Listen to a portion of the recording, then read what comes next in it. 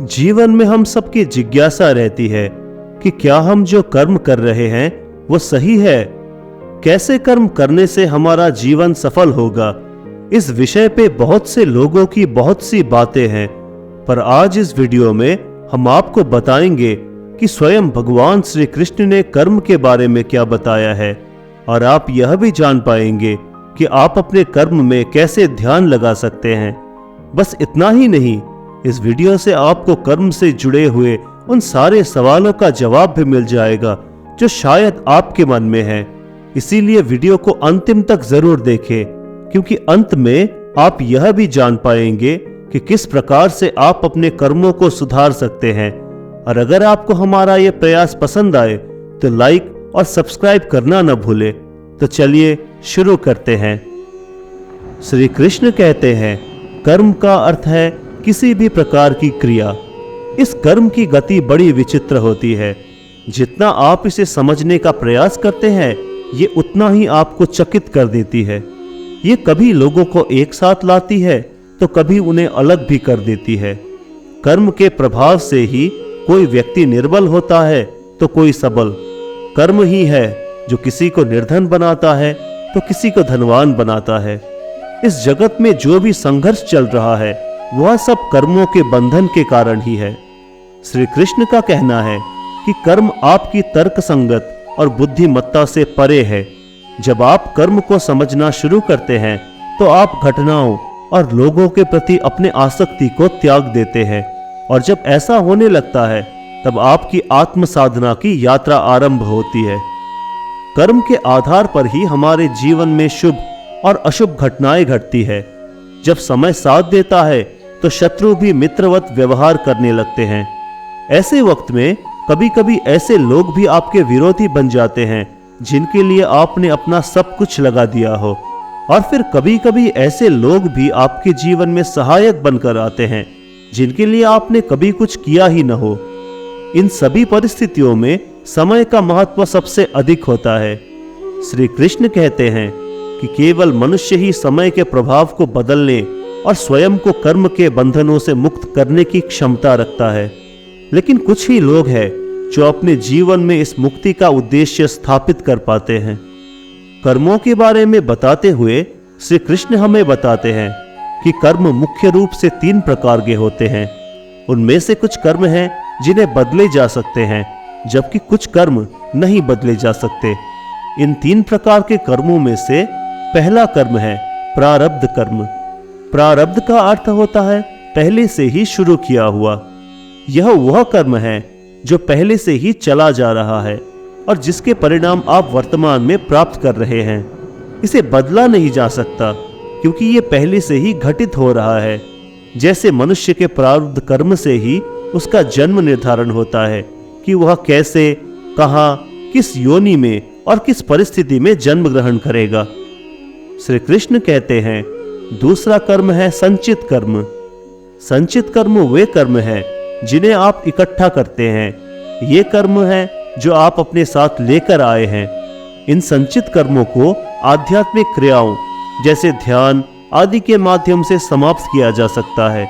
हम अपने संचित कर्मों को प्रार्थना, सेवा और लोगों में प्रेम व आनंद बांटकर भी समाप्त कर सकते हैं। सत्संग अर्थात जिस प्रकार की संगति से हम जीवन के सत्य को उजागर कर सकते हैं और सत्य के मार्ग पर चल सकते हैं, ऐसी संगति भी सभी प्रकार के नकारात्मक कर्मों के बीजों को नष्ट कर देता है। इसीलिए सत्संगति के बारे में बताते हुए कबीर दास जी ने भी कहा है, कबीर संगत साधु की नित प्रति कीजे जाए, दूर मति दूर बहावासी देसी सुमति बताए। श्री कृष्ण कहते हैं, तीसरा कर्म है आगामी कर्म। आगामी का शाब्दिक अर्थ है जो अभी नहीं आया है। आगामी कर्म वे कर्म है जो अभी आपके सामने नहीं आए हैं। ये वे कर्म होते हैं जो भविष्य में आने वाले हैं। यदि आप कोई अपराध करते हैं तो हो सकता है कि आप आज न पकड़े जाए, परंतु भविष्य में पकड़े जाने की पूरी संभावना है। ये वे कर्म हैं जो आपके द्वारा किए गए कार्यों के भविष्य में परिणाम है। हमारे कुछ कार्य हमारे मस्तिष्क पर ऐसी मजबूती से छाप छोड़ते हैं जो भविष्य के कर्म का रूप ले लेते हैं। आप किसी के भी साथ जो कुछ भी करते हैं वो आपको वापस जरूर मिलता है। यही कर्म का सिद्धांत है। शायद इसलिए ही कहा जाता है, जो बोएगा वही पाएगा। इसलिए हमारे कर्म हमारे द्वारा किए जाने वाले कार्यों के आधार पर अच्छे या बुरे हो सकते हैं। अच्छे कर्मों के बारे में बताते हुए श्री कृष्ण कहते हैं कि हम जो भी कर्म करते हैं वो या तो अच्छे होते हैं या फिर बुरे होते हैं। अच्छे कर्म के बारे में श्री कृष्ण बताते हैं, जब हम दूसरों के लिए अच्छे कार्य करते हैं तो कभी कभी हम उन कार्यों की प्रशंसा या परिणाम की उपेक्षा में बंध जाते हैं। जैसे कि मैंने बहुत सेवा की है या मैंने वर्षों तक ध्यान किया है, इसलिए मुझे इसका फल मिलना चाहिए। ऐसी सोच रखने से कभी कभी निराशा होती है। इसीलिए अपने स्वभाव से बिना किसी अपेक्षा के दूसरों की भलाई करनी चाहिए। जब हम अपने कर्मों के फल से अनासक्त होते हैं तो हम कर्म के बंधन से मुक्त हो जाते हैं। इसीलिए भगवान कृष्ण ने गीता में कहा है कि अपने कर्मों के फल को उन्हें समर्पित कर दे।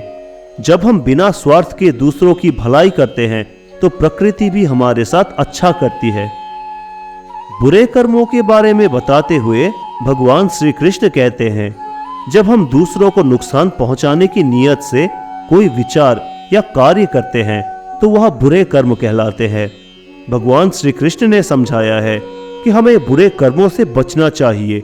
बुरे कर्म करने से हमारी नींद और मन की शांति छिन जाती है और हमारा स्वास्थ्य भी प्रभावित होता है। जब हमारा मन किसी बात से कचोटता है तो हम सृजनात्मक नहीं रह पाते और दुखी हो जाते हैं। हमें दूसरों को धोखा नहीं देना चाहिए, क्योंकि हम खुद भी धोखा नहीं चाहते। जो हम दूसरों के लिए करते हैं वो हमारे पास वापस आता है। यही कर्म का सिद्धांत है। क्या आप जानते हैं, जब आप किसी की सराहना या प्रशंसा करते हैं तो आप उनके शुभ कर्मों की ऊर्जा को अपने अंदर समाहित करते हैं, और जब आप किसी की निंदा करते हैं तो आप उनके अशुभ कर्मों की ऊर्जा को अपने अंदर समाहित करते हैं। दोस्तों, जीवन की हर एक समस्या का समाधान भगवान श्री कृष्ण के उपदेशों से मिलता है। ऐसा ही ये ग्रंथ है श्रीमद् भगवद गीता।